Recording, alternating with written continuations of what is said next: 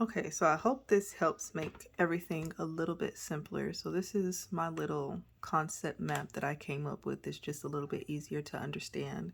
So with this, I know that, like you can see over here, this is the cell. And here, right here, we have the cell membrane. And we know from A&P that inside that cell, the cell wall right here is a phospholipid bilayer where we have phospholipids.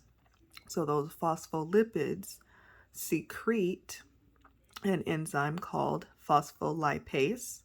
And then this phospholipase enzyme is how we get our arachidonic acid. So these phospholipase enzymes are the catalysts, are what cause the creation of the arachidonic acid. So then when we take that arachidonic acid and we mix it with cyclooxygenase, a different enzyme, then we get the creation of prostaglandins.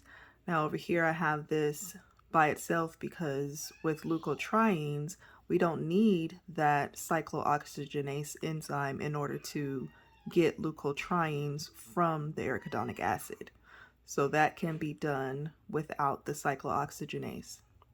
The cyclooxygenase plus the arachidonic acid is where we get our prostaglandins, both pro-inflammatory and protective. Excuse me, sorry, I'm holding my phone. My hand is getting weak.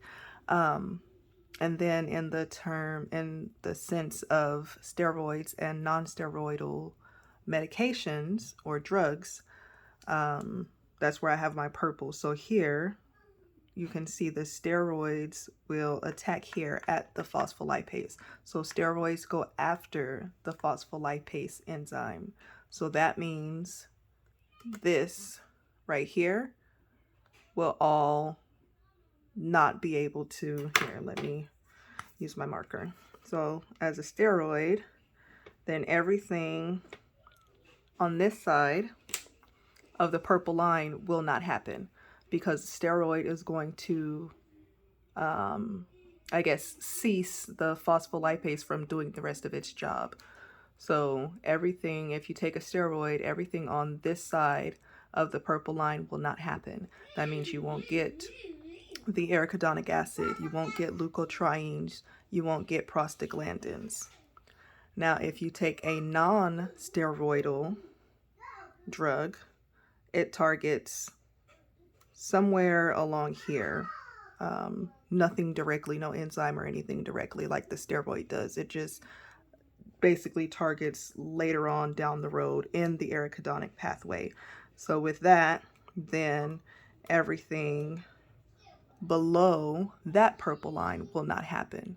So with non-steroidal drugs, we're still gonna have the phospholipase that catalyzes the arachidonic acid.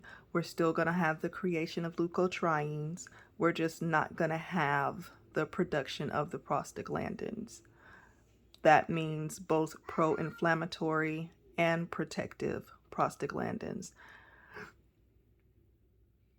So I hope that kind of makes things a little bit easier.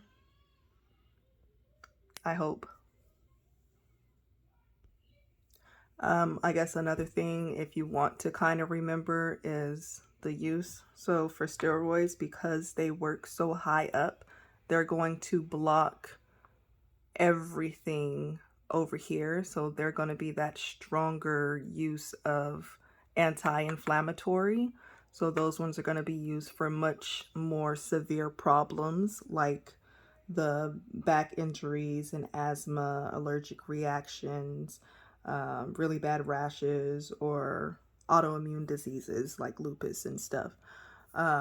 For minor things like your headaches and fevers and, you know, just general things like that, that is where we're going to use the non-steroidal over here. Either way, we're still going to have issues because those...